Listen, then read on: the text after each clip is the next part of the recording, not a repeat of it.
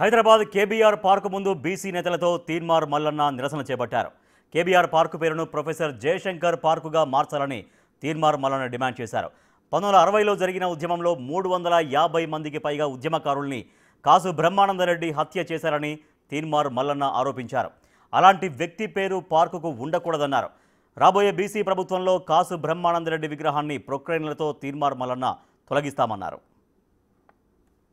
తెలంగాణ రాష్ట్రంలో బీసీలకు రాజ్యాధికారం రావాలనేటువంటి జయశంకర్ సార్ కలను నెరవేర్చే విధంగా ఇవాళ ఆయన వర్ధంతి రోజు సంకల్పం తీసుకుంటూ ఏదైతే సుదీర్ఘ 6 దశాబ్దాల కాలం పాటు తెలంగాణ ప్రత్యేక రాష్ట్ర ఉద్యమం సాగితే 1969లో జరిగినటువంటి తొలి దశ ఉద్యమంలో 369 మంది తెలంగాణ బిడ్డలను కాల్చినట్లు కాల్చి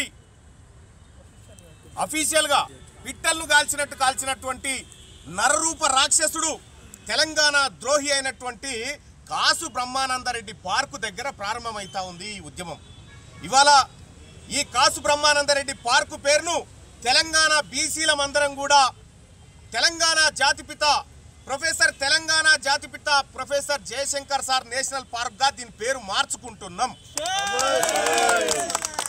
ఈ పార్కును ఇక నుంచి తెలంగాణ జాతిపిత ప్రొఫెసర్ జయశంకర్ నేషనల్ పార్క్గా మార్చుకుంటున్నాం.